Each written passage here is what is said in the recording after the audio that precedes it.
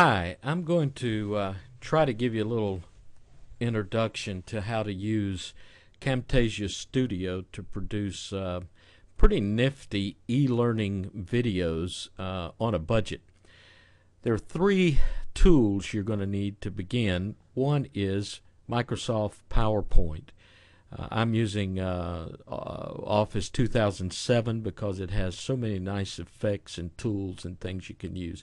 Then you're going to need Camtasia Studio. I have version 6, retails for more than $300. Students can get it in the campus bookstore in the technology section for around $100.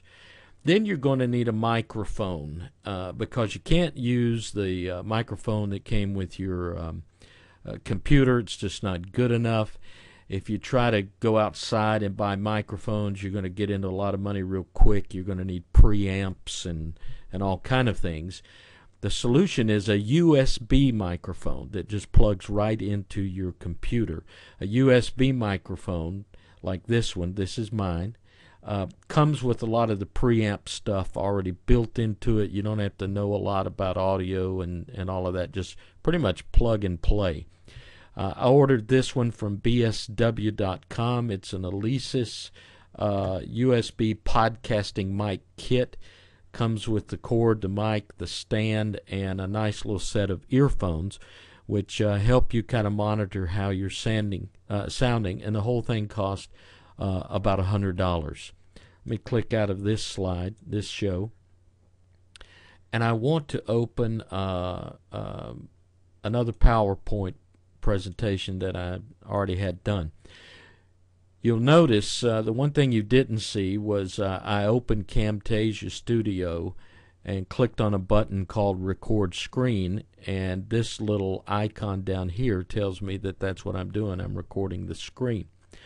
I have opened this in PowerPoint, and now we're pretty much going to run it as if you were giving a live PowerPoint presentation. Now, when you load Camtasia Studio into your computer, it's going to give you the option to have a Camtasia control bar plugged into PowerPoint, and I took that option. So I click on add-ins, and here it is. This is the Camtasia stuff. This will help me with some options for how I want to set it up. I always like to start the recording paused because that allows me to kind of get my final thoughts together before I jump on it. If I want to do a picture-in-picture using the camera built into my computer or some other camera, I can click this. I want to edit in Camtasia Studio when I'm finished, so I'll click that. There are many more things you can do, but I'm just doing a quick flyover.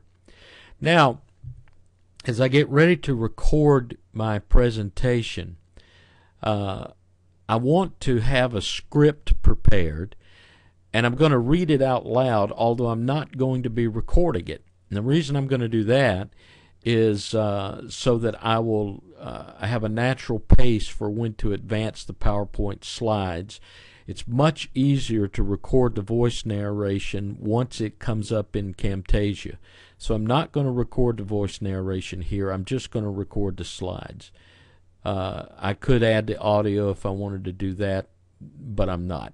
So I'm just going to click the record button, and here's what comes up. Because I gave the option that I wanted it to start paused, it's not doing anything until I click here. Now I also chose the option to not have the cursor showing. The reason you're seeing it is it's actually in the Camtasia screen recording that I've selected. All right, we're ready to go. So we click to begin the recording. I might want some music to come up under this later on. I might have some things I want to say about this slide as an introduction. So I'll read from my script, blah, blah, blah, and when I'm ready, I advance it, just as if you were doing this presentation live. I'll talk about this part of it, blah, blah, blah. When I'm done, I advance, keep advancing until I've completed the presentation. And I already clicked for the recording to stop when I got to the end of the presentation, but I also ask it to give me an option. Do I really want to stop recording or continue? It's basically pause at this point. I'm ready to stop it. Now it's going to ask me what I want to do with it. This is the name of the file. It's a PowerPoint. I'm going to save it as a Camtasia recording file. So let's click Save. It already exists because I've been playing with it before, so I'll overwrite it. If you like everything, it's perfect, you're ready to produce it, you can click this, but that never happens. So I want to edit it in Camtasia. Camtasia has tons of good tutorials, much better than the one I'm doing here. So if I've forgotten how to edit, I can click this. It's going to take me directly to the Camtasia site and give me a tutorial on how to edit.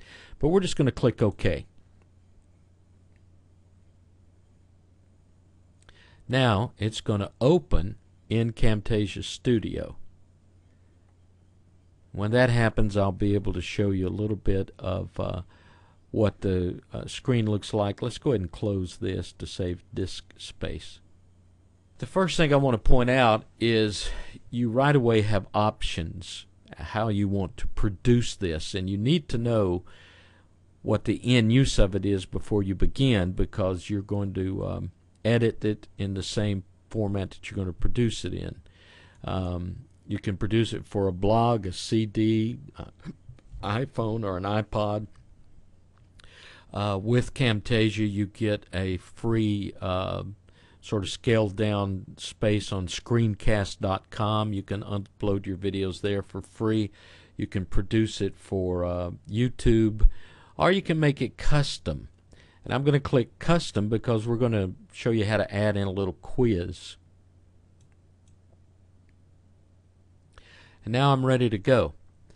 Let's start over here. This big pane is the preview, and it just shows you your video as it is, and the way you've set it up, to advance frames and so forth. Down here is the timeline, and you're going to see this bar moving along to show you in the timeline where you are up here, which is going to make editing very easy. Every time you see one of these little diamond shapes, it is a transition to the next slide. Okay, and you'll see that this little slide icon and the line down at the bottom in the timeline move together. You have two timelines open. One is for video and one's for audio.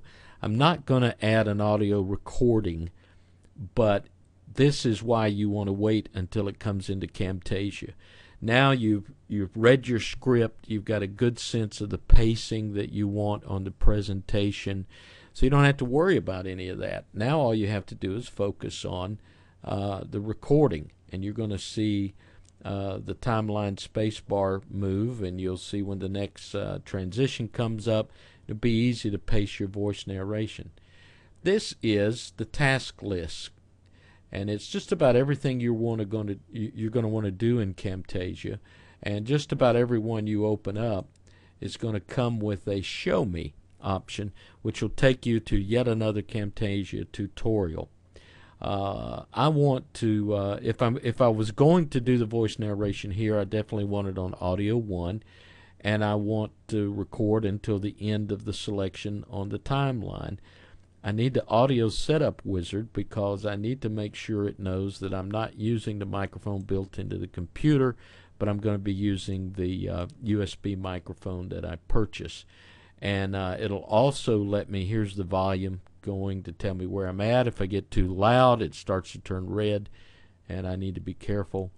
It'll allow me to auto adjust the volume, and it'll set that for you. And again, we're not going to do that right now, just sort of showing you how that works.